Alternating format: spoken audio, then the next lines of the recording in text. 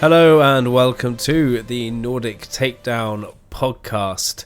We are back, we are happy, and we are excited for Twilight of the Republic. My name is Jason, the Captain Kirk, also known as Fun Daddy, and I'm here with the rest of the hosts here, Jonah and Adam. How are you both doing? Good. All good. Life treating you both well? Yeah. I'd say so. Yeah, nice. So. We're kind of in the calm before the storm of. Yeah. In the twilight of the Republic. The Republic set. Twilight of the Republic set. Yeah. Awesome. Yeah, this could have been a better start to an episode. So yeah, what are we doing today?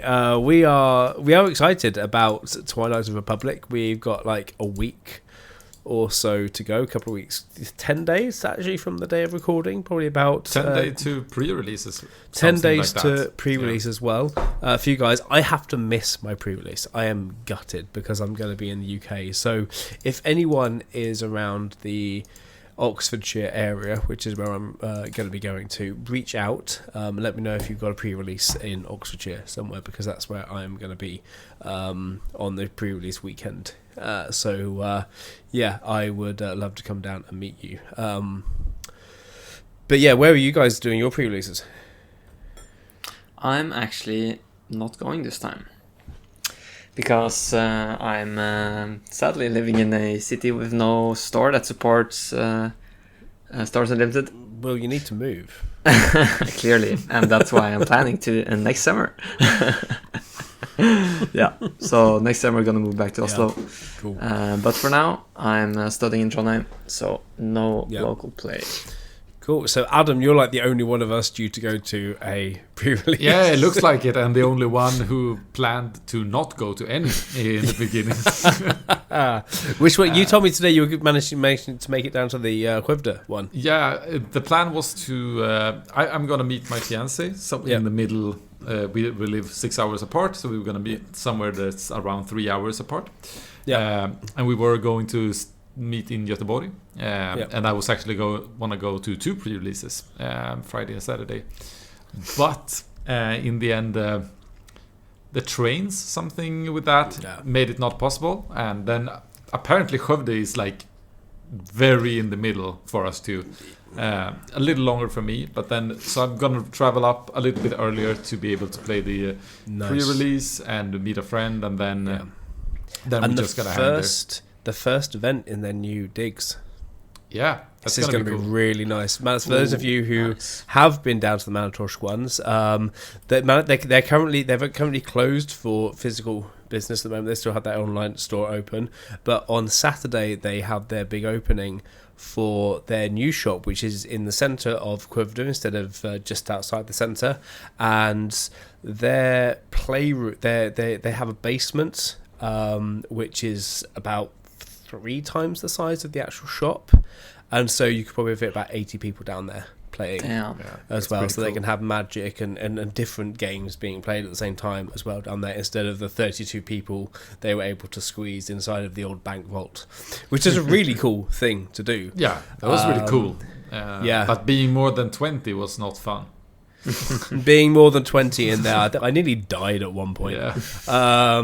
Just the lack of air, and a nasal infection as well. But that's could have something to do with it. But yeah, so that's going to be there. So their big first event is going to be on the second, their pre-release, and then they have a big Cantina Brawl event, which is a constructed event on the first weekend of Advent. That's something in here in Sweden, but we'd say the last weekend in November they have their big Cantina Brawl 2, which is going to be quite a big deal. I'm not sure how many people they are going to let into that, but they have the space, so that could be a really, really big event for them. So nice. And they're putting up all the stops for that one. So Johannes are very excited for that. If they just can publish the prices, that would make people know what they are going for, and then it's going to be easy to bring is it a just lot of me? people. Or did we go on a really long tangent to what we're actually going to talk about today? Or did you get to tell the definitely. agenda? I was starting to tell the agenda, and then you guys distracted me with. Yeah. We distracted. We distracted. Asking about Yeah. pre-releases. Yeah, but there's other pre-releases going around the country. Find your closest one. We'll see if we can get a list out of all the ones that are going on. So this is what we're not going to be doing. This is what we haven't done this week. What have we done this week? No, the agenda. We're going to talk about the agenda. We are going to be talking about the. Guys, leave me alone. It's been a long week. It's Tuesday. Please leave that in.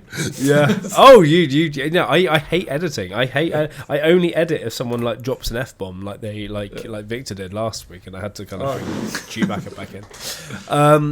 So, what we're going to talk about this week is spoilers. So we're going to be kind of the run-up to Twilight of the Republic with the spoilers, but we're not going to be doing this in the way of, running through every single card. What do we think about every single card? Because there are a lot of other good content creators out there, a lot of other channels and stuff that basically have done that.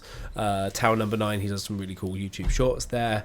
If you're into the game, you would have seen all the cards. What we're going to do is a little bit of theory crafting, a little bit of cards where, cards that we like, cards that we want to build a deck around.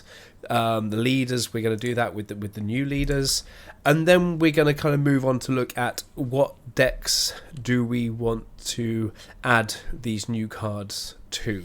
So decks that we currently have, leaders from the old that these new cards could fit into and really strengthen. And so that's going to be the two halves of our main subject that we do there. Is that good enough for you, Jonah? Are you happy that we've gone through the agenda? Yes. But before we do that, let's we haven't really played. We've already gone through that. We haven't really had a position to play. I had to miss my local play last week, unfortunately, but they did Spark of Rebellion draft at Manatorch last week, Nice. Yeah. which was really nice. I was very gutted I had to miss that, but that's life. I had a sick kid over the weekend, so that is life. However, but have you guys been anywhere or done anything, playing Not anything fun? Not been anywhere, No. but I've been playing with here locally. Like, I don't have a shop, but locally, like with a friend. Played a little bit on Thursday and Friday. Played some Ray versus Boba, basically Han Green versus Boba, casually. Since we are not preparing for any tournaments, it's kind of Casual, just fun. enjoy the game. Yeah. Nice. Cool. One thing that I do want to bring up, though, is in our little kind of deck building channel that we have internally, the three of us, where we kind of come up with ideas. Was it you, Adam, that posted? Or was it Jonah? Yeah. The Kira Red that won a showdown and top 4 to PQ. And looking at the list, I'm just like, this is actually, it's not exactly the same as my first version, obviously, because the first version of mine didn't work, but it's not too similar to my first idea of my Kira Red that I started to come up with when it came out. And it went on, and it was some very good things. He made some choices that I wouldn't have made, but I'm just thinking, I wish I would have stayed on that track with Kira Red instead of going too far on the control end of that deck. And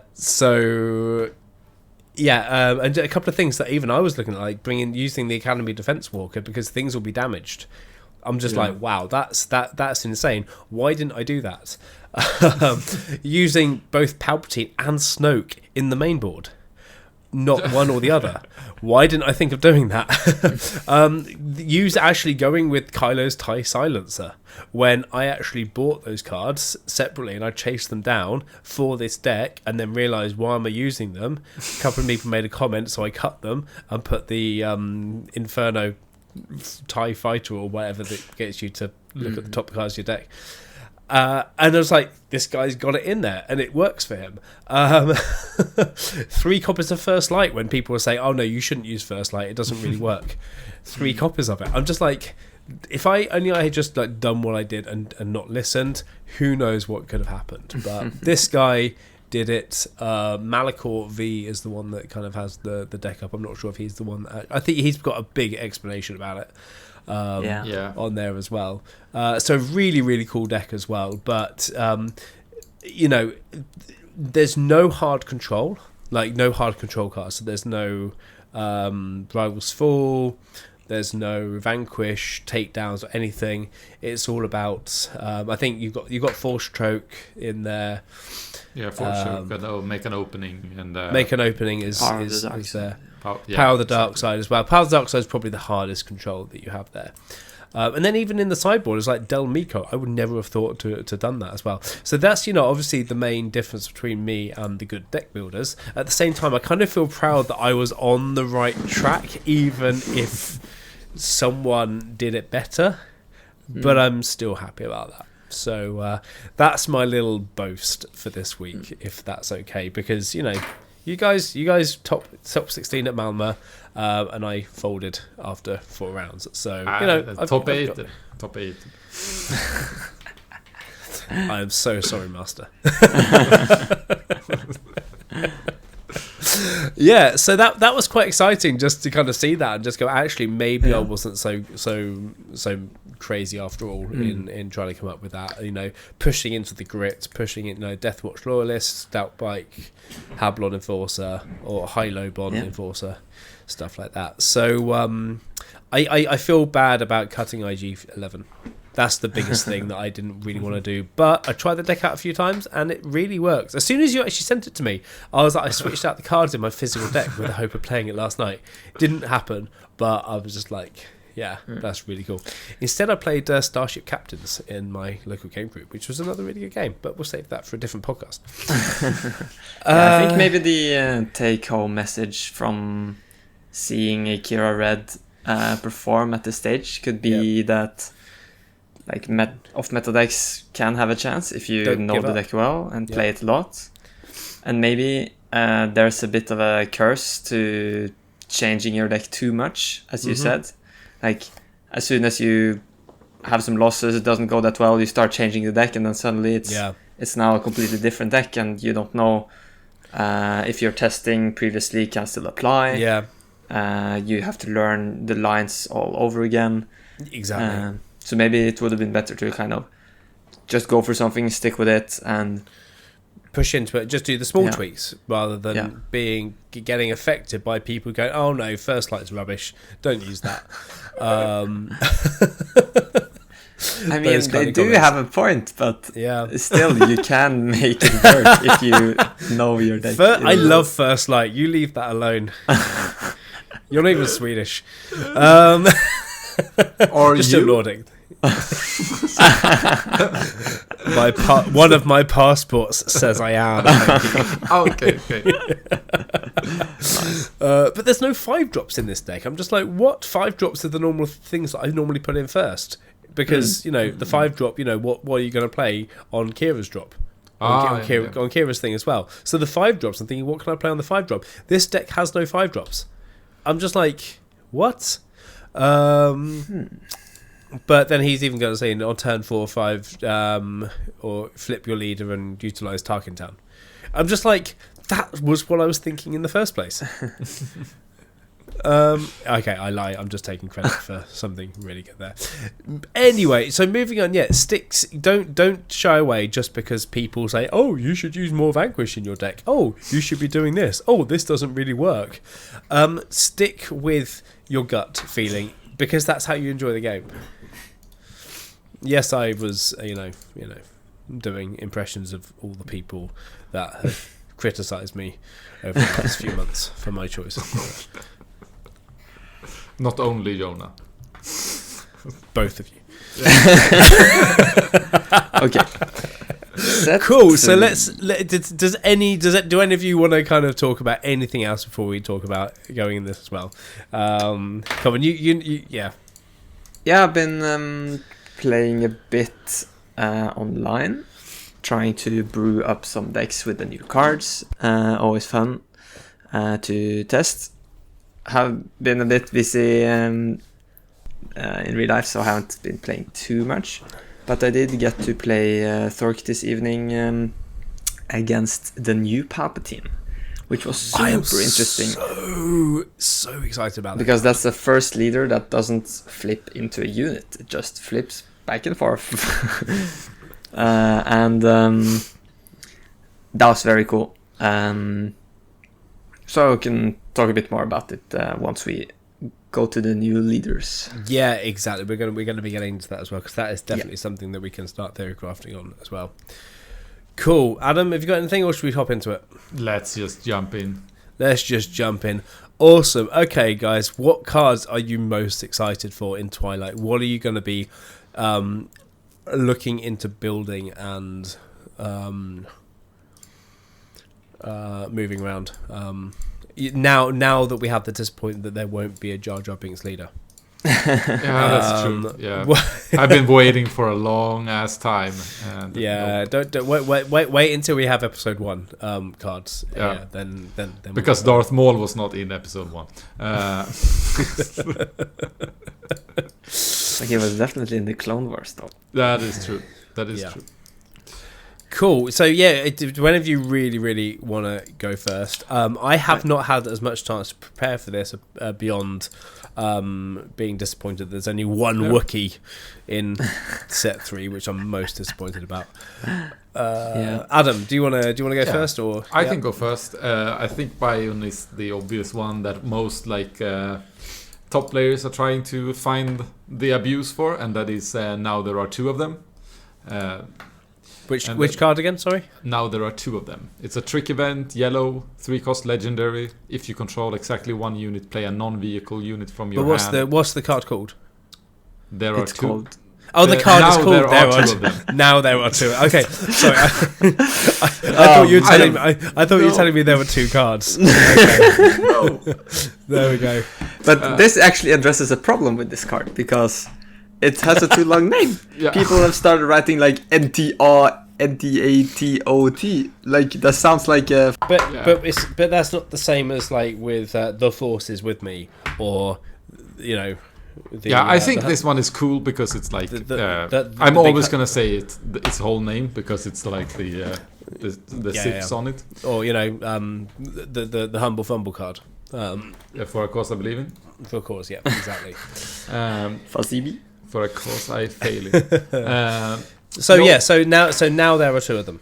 Yes. Yeah. So that card is the one that I'm looking into in different versions. So far, I've only been looking into the hero side of it, but I think there is because I want to make Jedi's work or Force work, something like that. Yeah. But I think maybe it could be that underworlds or bounty hunters are the ones that's going to use this more efficiently. They have some big drops and really powerful units that can abuse this. But for the moment, I haven't tested that or built any deck around that. So that's the card because it can go with anything basically. Just you have to go on a trait line, Yeah. So what does the card do? What does it say for those people who are maybe listening in a car, or just listening because we don't have the video backup of this kind of stuff? So what does the card do? What does it cost? I can read it again. If you control exactly 1 unit, play a non-vehicle unit from your hand that shares a trait with the unit you control. It costs 5 less.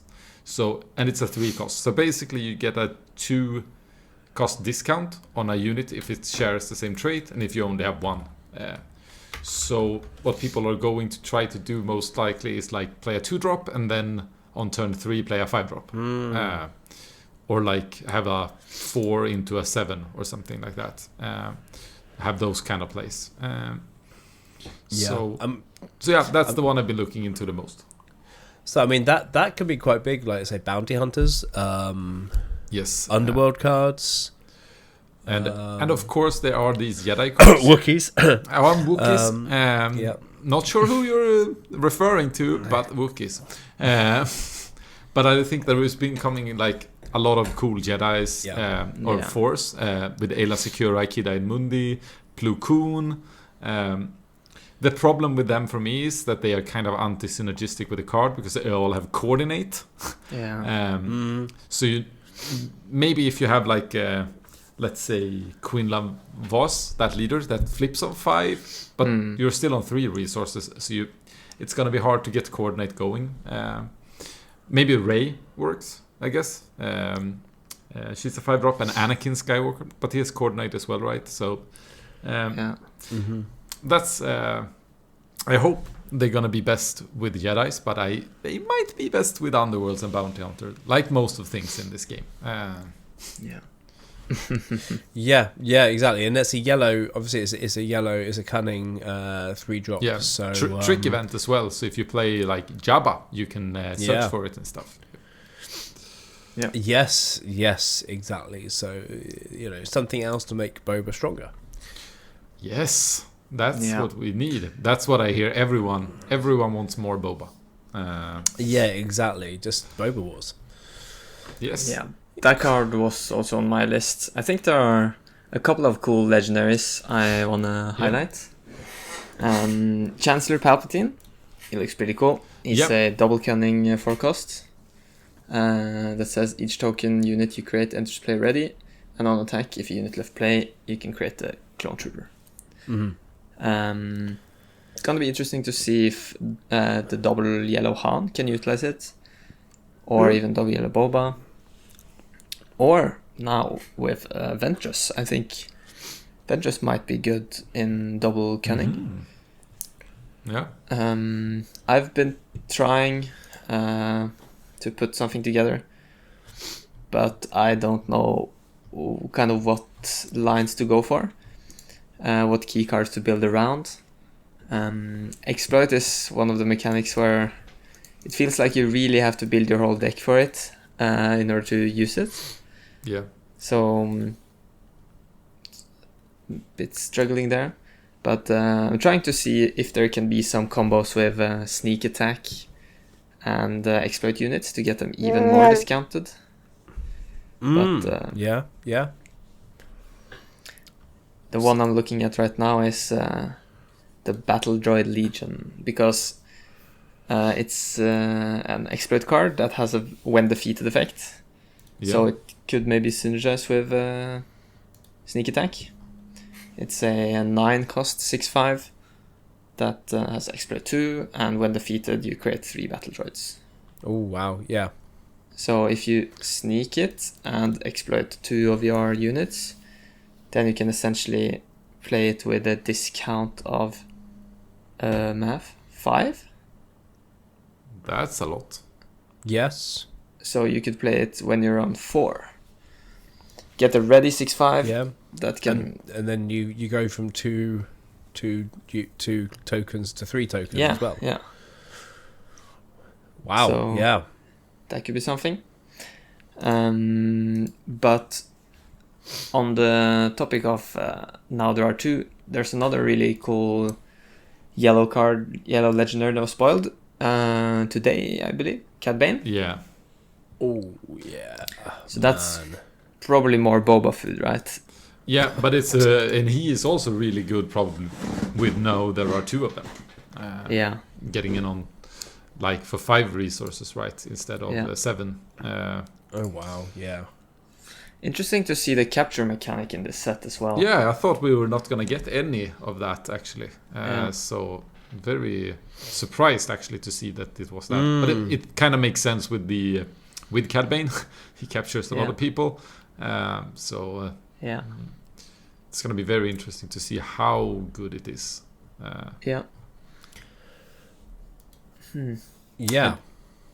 Don't think it fits that well into Cad Bane decks, but maybe. Nice. Yeah. I've been having some of the big cards that have really like taken my attention have been the unit Ahsoka Tano. Yep. Always ready for trouble. 3-drop cunning heroic 3/4. While you control fewer units than the opponent, this unit gains ambush. And then the action to return this unit and each upgrade on her to the owner's hands. That's going to be especially really strong as a 3-drop, and then with her her lightsabers. Yeah. Which are 1-drops. When played, if attached to Ahsoka Tano, you may attack with the unit as well. So that's got that kind of like Rebel Assault kind of feeling to it. You do that, and then you attach with that unit or another unit that could be ready as well, and then bring her back into hand, and to do that as well. And so I really like the look of that, and so like cunning Jedi decks, I feel could be really, really good. Yeah, I've been looking into that, like a cunning red Jedi deck, actually. Yeah. Not only Jedi, but like, but with quite some cunning heroic. Jedi. Yeah, cunning heroic, but with the Jedi's trying to make Anakin work. The leader. Yeah, Anakin leader. Yeah. Cool. Yeah. Because you have Grogu when you play with yellow, so you have that true drop force, and then you can play like a 5-cost force unit on 2. And like and like Ahsoka's lightsaber is pretty cool as well. So I think like if you play have the lightsaber and you play with the 1-cost R2, you can like make R2 like a, what is it, like 3/4 on round 1. Yeah. Which is pretty strong for a 2-drop. Losing out on the card, I see. Yeah. So going for so possibly with Ahsoka Tano as the leader and just with Ahsoka unit, and, just with the Ahsoka unit. But if you had the Ahsoka Tano, we're jumping ahead of ourselves a little bit. But if you use the Ahsoka Tano leader as well, then you have 2 possible units that you can then put those lightsabers onto. Yeah, exactly. That you can also do. Yeah, for sure. And then if you put some Mandalorians in there as well, you've got Sabine Wren. You can put as well. You could get the dark saber in. Your favourite card there, Adam. And we're not going to let you forget. Burn it. But yeah, that's something. That's a couple of like areas that I've been looking into. We definitely fit Jar Jar in there as well, just because just 1 copy, for flavour. Yeah. But Emphis Nest as well, going in with that as well, because it's, you're trying to bring Ahsoka back to your hand if you haven't done that, so you can then bring out with Ambush as well. So Emphis Nest, the 7-drop, the new Emphis Nest unit, which that is card heroic. looks very good. Very good, with Saboteur as well. You probably want to return your enemy's leaders. Units, though. Oh, it is only enemy only. Okay. Yeah. I got a bit excited. But I think that is a real boost for old Han. Because you can play her on turn 5. That's where she's gonna really shine, I think. Because then at that turn, if she's cheated out a little bit early, she will there will not be any 2 big units, because like on 7 resources, maybe the opponent only has like a Luke. You can't really return that, but like they can return like a lackey or something that hasn't done, or a Kanan maybe, like that hasn't done anything yet. I mean, just an Emphis Nest as a card, it's like a slightly weaker waylay built into every attack. Yeah. And obviously with Saboteur, you go straight past. You're not forced to hit Sentinels, so you just keep attacking base and hit and put units back into hand. And it's Underworld, which is a really good Fennec. Very good. What do you say, trait? So maybe also, and she's yellow, so you could play now there are 2 of them. Yep. Oh wow, yeah. So I think every yellow deck is going to explore the possibility of now there is 2 of them, but when they have these big, amazing units like with the cool abilities. There's just one thing I'm concerned about, and that is the fact that you're losing a card when you're playing it. Yeah. And not always like losing a card to gain 2 resources is gonna be enough. Like sometimes the tempo swing is really good, but in more grindy games, that might not be as good. You're talking with Han from set 1. No, when you're playing now, there are 2 of them. You're essentially using 2 cards. I thought we were on Emphis Nest. Sorry. But yes, yeah. So I think if you are aggro or mid-range deck, it's gonna be really good. If you are on control, obviously it might not be needed. No, but I think if you're going for a control deck, you wouldn't be really touching that part of the card pool anyway. Yeah. Oh, Then possibly. moving on to some more legendaries. I think the 7-cost green unit called Clone looks really cool. That is an insane card. I've been playing around with it in Nala Say, and copying Darth Maul feels amazing. Because you have a Maul, you play a Maul on 7, kill something, stay on the board. Next turn you clone again, ambush their second answer, and now you have 2 Mauls, both maybe damaged but still on the board. Some disgusting. I think that sounds disgusting. Copying Maul is pretty good. I think copying like a Vader is not that bad either. Not that bad. And it means I don't need to get my 3rd Vader. Exactly. Right? Well, it's a legendary, so it depends on if you open it. Yeah. What was I gonna say? I think the best card maybe to copy is like Snoke. If you get the chance, like getting -4 on everything, right? Maybe that would be a turn with 9 resources, so maybe it's not that cool. But I think if there was also like an amazing 6-drop, maybe like have it as a tempo swing. But I'm not sure. Is it just a complete copy, or does it miss anything? Clone, just for those of you who maybe haven't seen the card yet, it's a 7-drop command. It's 7-drop, it's green, it's a command with 0/0 stats. Clone as the trait. You may have this unit enter play as a copy of a non-leader, non-vehicle unit in play, except it gains the clone trait and it's not unique. Only the card's printed attributes are copied, so the text box, basically.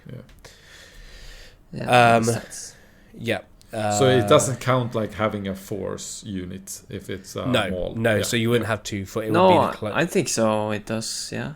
Oh no! It gains the clone trait, so it's the copy, but that card gains the clone trait then. Yeah, I think so. I think then so it would be if it would copy Luke Skywalker, it would gain Jedi. Yeah, it's just a non-unique Luke Skywalker. Yeah.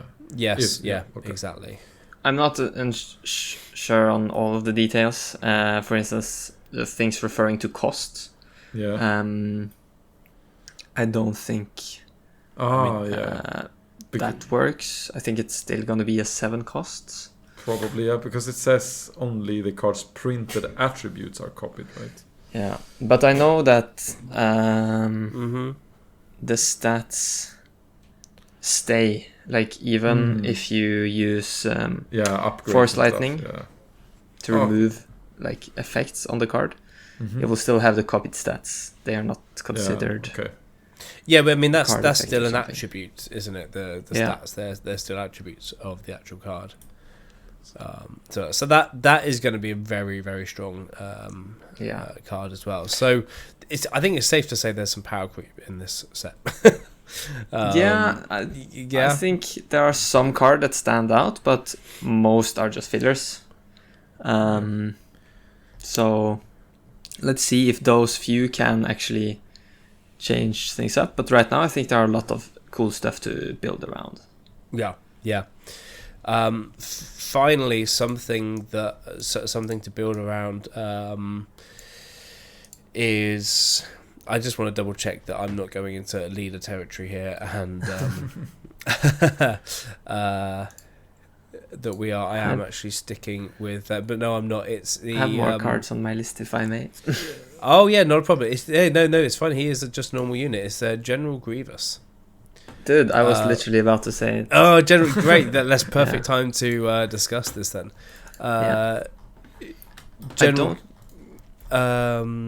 General Grievous and his little lightsaber collection. Thing. Course, Oh, that could be a lot of fun, but he's still strong without it. He's still a very good thing. 3-drop 4/4 for 1. You could just load your deck with lightsabers, general lightsabers, everything as well, or obviously you can steal them. and remind me how he steals them. I think he can. There's an event. There's an event that allows him to steal them, as well, which is quite a thing. But for those of you who haven't seen General Grievous, 3-drop villainy, vigilance, 4/4 stats. Ignore the aspect penalty in each lightsaber upgrade you play on this unit. On attack, if this unit has 4 or more lightsaber upgrades attached to him, defeat 4 enemy units. I mean, that's just insane. And you can really just build an aggressive control deck, if that makes any sense. Because if you just keep trying to hit base, then you can just wipe out their board. Yeah. It's a cool dream, but I don't think you're ever gonna see Don't ruin the dream, Jonah. Do not ruin the dream. I think that is something like for these like cities that have leagues, that you should have like an objective. If you reach that, you get points. Like maybe worth like 3 wins or something. It's like, so you can just sit there and try and maybe win the league because you made General Grievous work, right? I don't know, I'm putting him straight into my Kira deck. I don't care.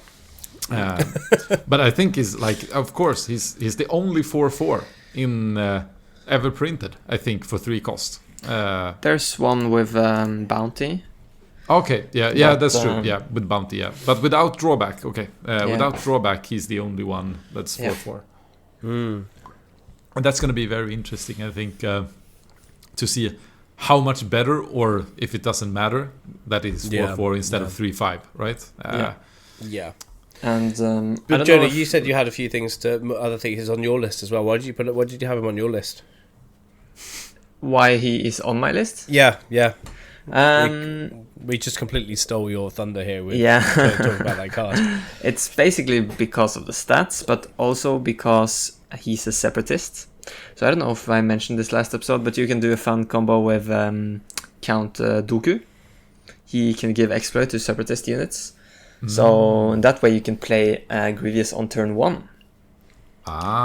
If you first play a 1-drop. Yep. So you play 1-drop, you use Dooku, exploit in General Grievous, and if you pair it with the card from set 1 that I don't remember the name of right now, is a 1-cost 1/2 in green that has a when defeated effect. You may give an experience token to a unit. Oh yeah, that one. Yeah. Some trooper. Yeah, there's some trooper. Yeah, pretty.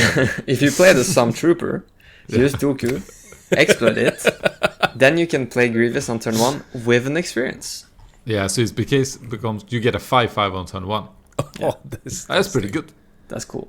Yeah. Just don't get power of the dark side. Is that more likely than giving General Grievous 4 lightsabers in a game? Yes. Much more likely. Prove it. You just need to draw the 2 cards. Yeah, and then you have. But in case you don't know, Grievous also has the event called A Fine Edition, which is a famous quote, where you can pay 0 for the possibility to play an upgrade from your hand or from any player's discard pile if an enemy unit was defeated. So that's, I guess, a way to get more lightsabers on him, but I think that's going to be more of a fun route rather than the most competitive line. Yeah, I agree. So is that also in is that also in Vigilance or? Yeah, Vigilance. Yep. Black. No, I found it. No, I found it here. Yeah. But I have that's a rare card as well. Oh, is it? Yeah, not as well. So it's not going to be too prevalent in drafts and sealed. Yeah. But I do have 2 comments actually. I'm hyped for that you might want to pick up in draft, and that's first of all what I like to call Alliance Dispatcher on a stick. It's strategic acumen, 1-cost green upgrade, gives 0 + 2. And attached unit gains an action to play a unit from your hand, which costs 1 less. So you can basically give if you can play a 1-drop on turn 1, give it this upgrade, and then you have an Alliance Dispatcher. That's solid. And I think, in the first set at least, if Luke got the Light Dispatcher on turn 1, it was pretty good. That's true. So maybe this can also be good. Staying 1 ahead of the curve, and the 2 health can matter. Yeah, for sure. So I think like this card almost wants me try to play a Luke deck. But I don't think the lack of more Alliance Dispatchers was what didn't make Luke the best. Nope. But I don't know. Maybe in the new meta. Yeah. But to be fair, it was really important with the Alliance Dispatcher to get going. So maybe it would definitely help. That's for sure. Yeah. So which aspect is that one in? It's command, 1 cost upgrade, strategic acumen.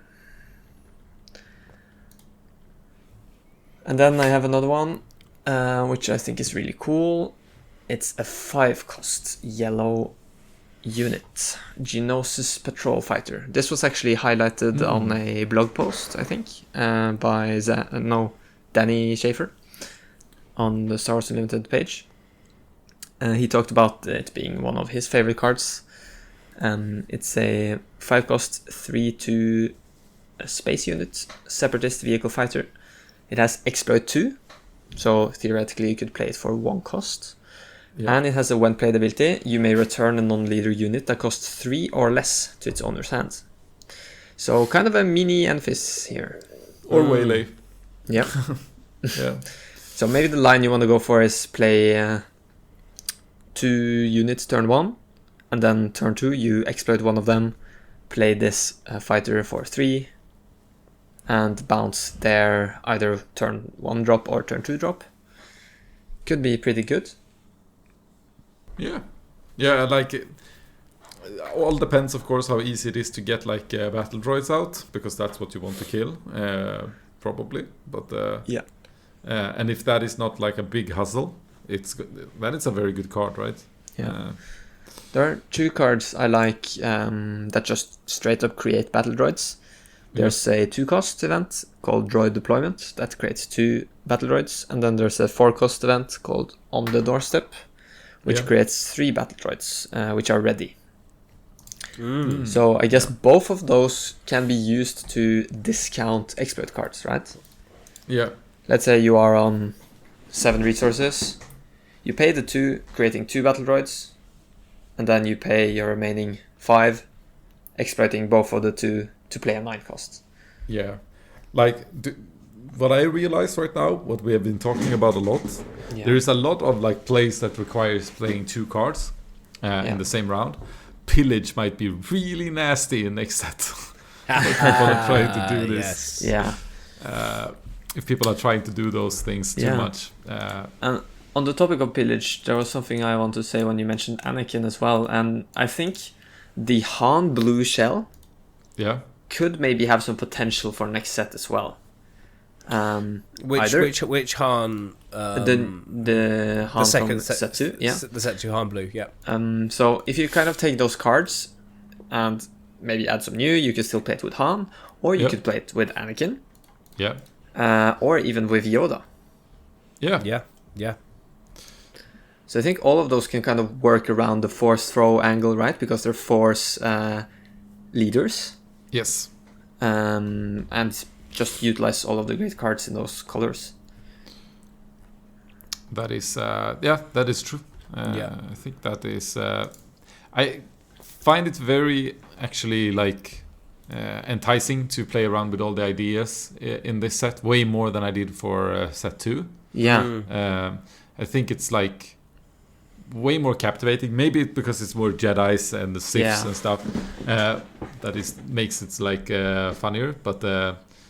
I have to agree, actually. There's a lot of cool things to build around. And I briefly mentioned it when I talked about Clone, but Nala Se is so fun to build. That is a lead. That's going to be an exciting leader. It's kind of remind us all what she's command, isn't she? Command. She's command leader. Vigilance. Vigilance leader. Villainy leader. She's very early deployment. It's on 4, a 1/7. But the interesting thing about her when it comes to deck building is that she ignores aspect penalty on clones. So you're basically playing a villainy deck, but with the possibility to play many heroism cards, because there are many clones on the heroism side. The downside though is that there are not that many super powerful clones. No. Wrecker. Yeah. And tech. But they are kind of functioning differently, right? They are not really good together. I think Wrecker and tech are the two clear picks. Yep. You could also argue that maybe 5s can have some value. Yep. 5s let you put a clone from your discard pile on the bottom of your deck. Yeah. So it could be a way of kind of securing against mill decks. Yeah. I think like Nalasei could, because you can add tech into to your side. She could become like a control leader. Because having all these villain stuff and tech, like, doesn't matter if you resource an Avenger early when you can play it for 11 later. Could be really I mean, if good. if you can kind of get your clones, really start getting your clones out on the board, she's kind of fits into that Krennic slot where she's not going to do much damage. She sits there, and each friendly clone unit gains when defeated heal 2 damage from your base. It's like, well, you can just keep smashing your clones and kamikaze them, and to get control of the board and heal up. And as long as you've got some kind of clone factory going on, then you can really stay control and stay clean, keep your base nice and clean, as long as no one kind of hits out with, hits you with the something to get your leader off the base. I think the heal 2 damage when defeated effect is a bit hard to utilize, because you would have to play a lot of clones early, but right now I've gone more for a like the only early clone I have is Wolf and Omega. Omega is there to find either Wrecker or the new card called Clone. Oh yeah. But it's pretty fun to build Nalasei with ECL, because ECL is of course great with Wrecker, and since Nalasei deploys early, you can pretty consistently get the Steadfast Battalion ECL, which is super good when you don't like Boba Fett's. True. But everyone loves Boba Fett. I think so. No comment. Yeah. That's just because it did not go as well for you with Boba Fett in Copenhagen. Yeah, it's my turn to take one of those now. What do we think of Shadowed Intentions? It's also on my list. Yeah. You're a psychic, man. I know I am. I can read in your list here. 3-drop cunning it's an upgrade. Attached unit gains. This unit can't be captured, defeated, or returned to its owner's hand by enemy card abilities. Smacking this on the leader just is, that's the first thing I thought. Smack it on a leader. Chewbacca survives. The thing with Shadow Intentions is that it gives 3 things. A leader is already protected from capture and bounce, so if you're putting it on a leader, you're basically just protecting it from being defeated. Yeah. But in some cases, it might be worth it. And as Victor wrote in the Discord, join if you're not there. Chariots, right? He needs it. Yeah. Chirrut needs it. Chewbacca needs it. Chirrut can be pretty nasty with it. Yeah, because if you have enough upgrades in your deck or healing, and you get Shadow Intentions on your Chirrut, you can basically make him stay on the board for the rest of the game, almost. Yep. I guess that's gonna be the like intention with Game the card plan. to have a card stay all the time, you know. Yeah. But The problem is sacrifice, right? To play it for 3 and it's a 0/0 stat line. Yeah, that's one hiccup, that you might get out tempoed, just aggro down if you try to set up all of this Voltron strat with Chirrut. The other thing is, if it's popular, people might play takedowns or hold takedowns ready, and then you have to play some form of discarding effects to get rid of your opponent's takedown. So it might be a quite cheesy deck if it works out. I think it could be cool to have like on your end game unit, like when you play a big unit in the end and you go first, and you want it to stick around no matter, even if you hit first, it's not enough. Like slam it on like Luke and like, okay, Luke is safe now. How are they gonna deal with Luke? Something like that. I'm not sure that yellow-blue is gonna be the combo, but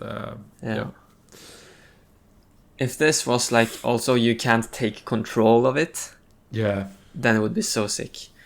Because I just fear so sorry, if you put it on a, let's say, a lurking tie, now it can't bounce anymore, but it can still be treacherous. Traitorous.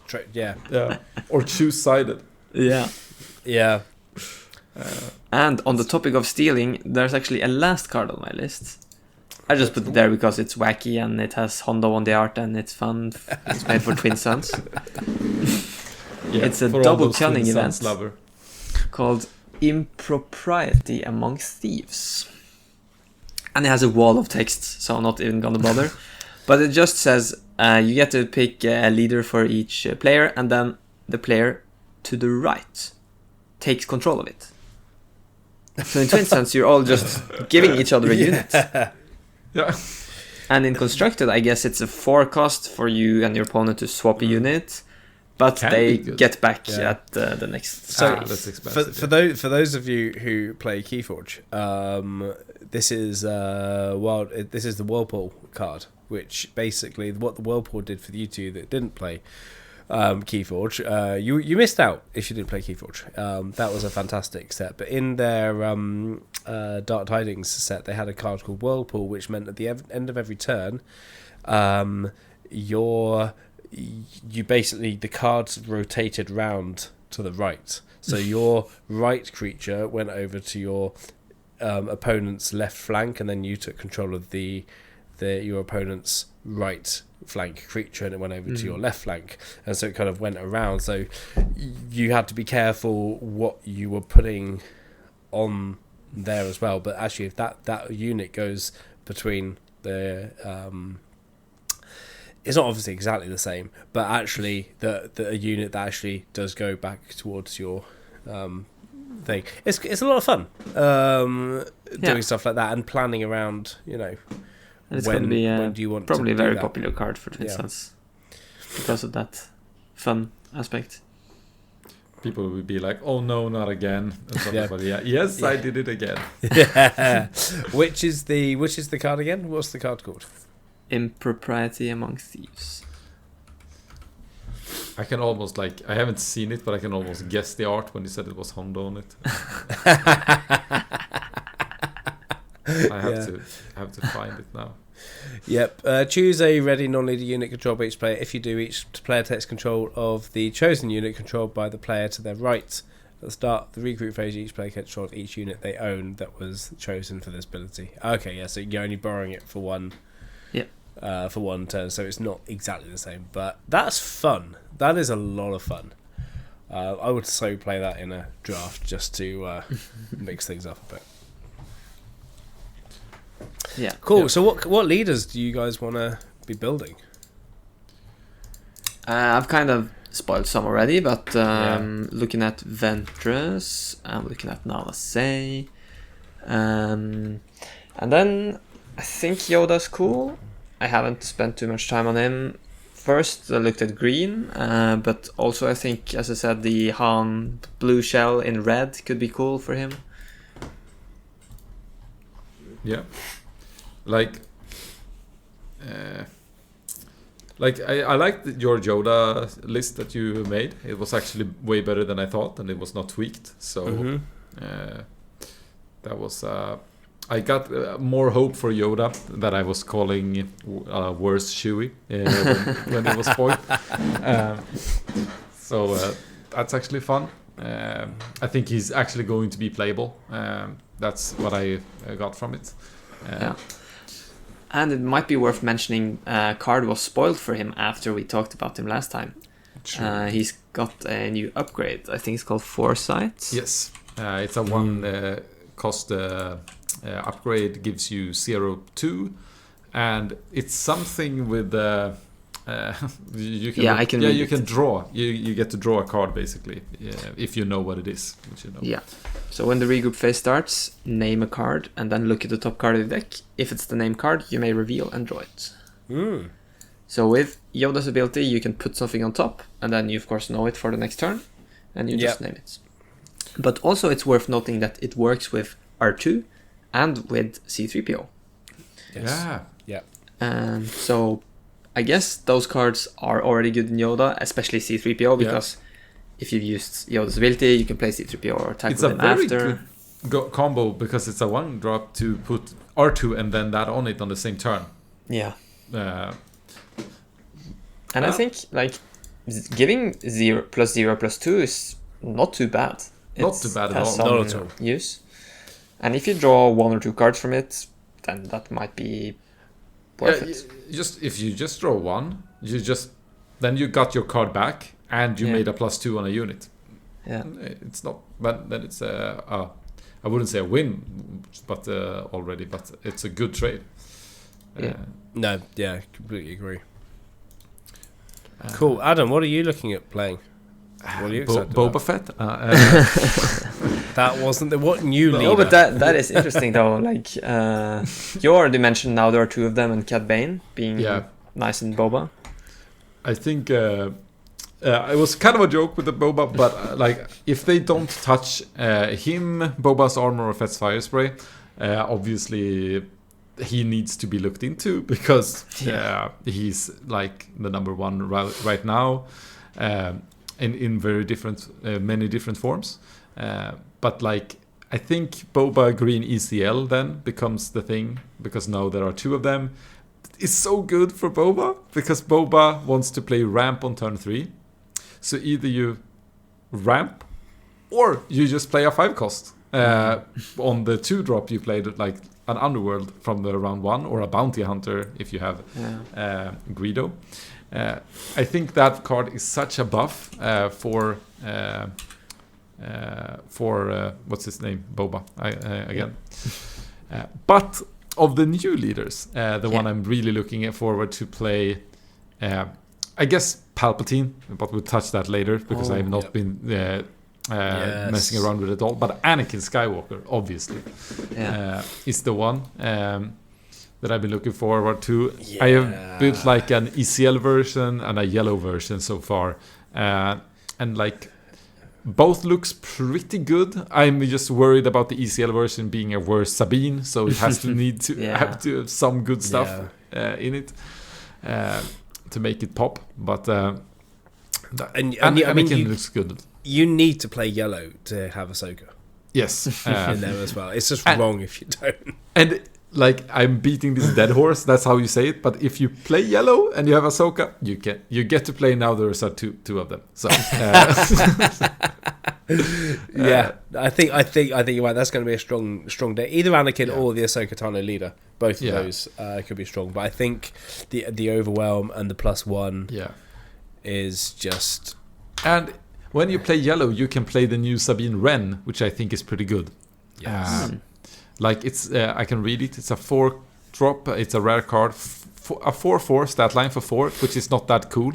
But the important thing with her is like, while this unit is exhausted, she cannot be attacked unless she gains Sentinel. So if you can hold tempo, people will have to have a removal to get rid of her. You cannot trade her away, which is cool. And on attack, you may discard a card from your deck if it doesn't share an aspect with your base, deal 2 damage to a ground unit. So I kind of like her, actually. you basically need to have a takedown when she arrives, or maybe a Power of the Dark Side. Otherwise, she will probably stay on board for a while, and that's I like that. That's interesting. Yeah, it's one of the annoying little 3 damage every turn from one thing as well. It really chips away. On the base. Okay, one last thing I want to mention. I teased in the beginning I had played Thork's Palpatine deck.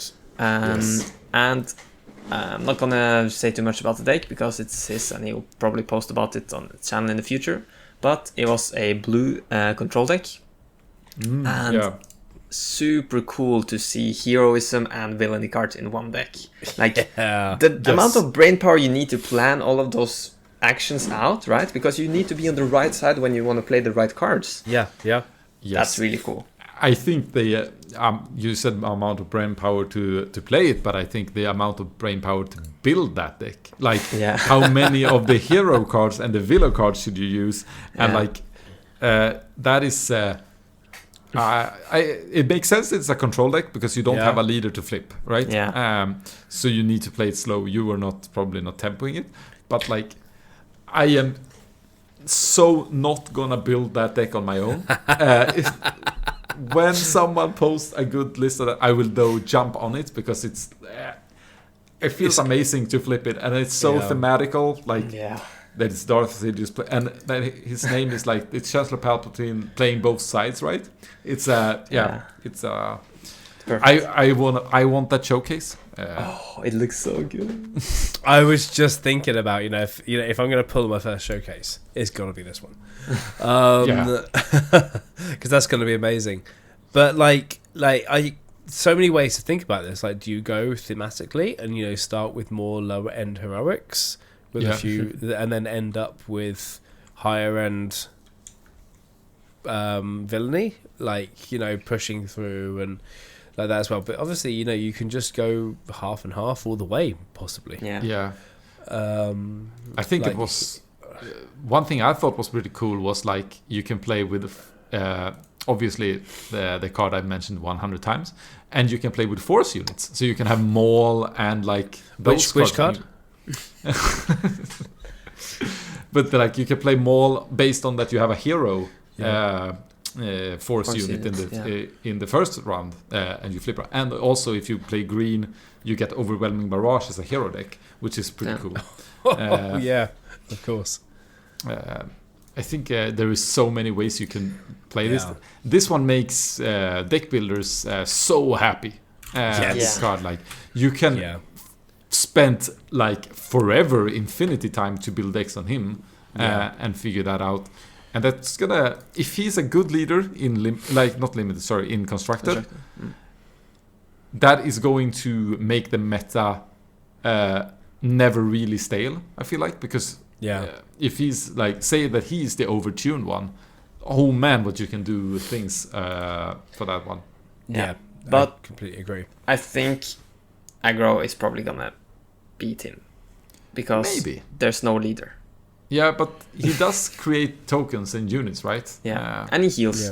And he heals. So, but we're gonna have to see. If you build it right, if you play it right, you never know.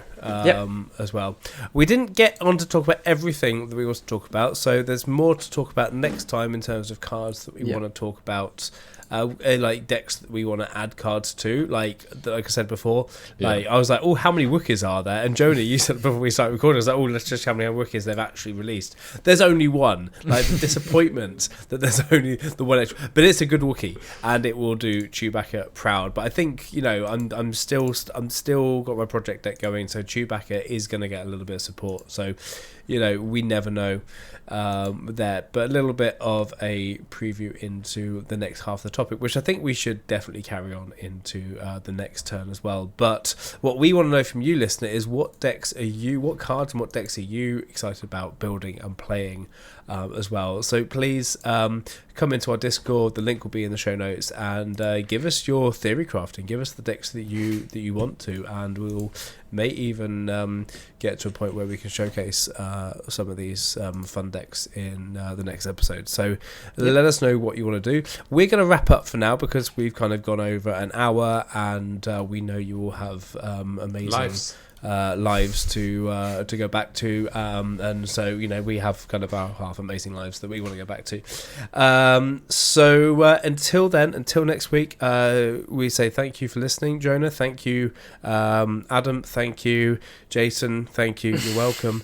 I talk to myself way too much, so this is completely normal for me. May the force be with you. Good night, and see you next week. See you next week. Bye. Bye.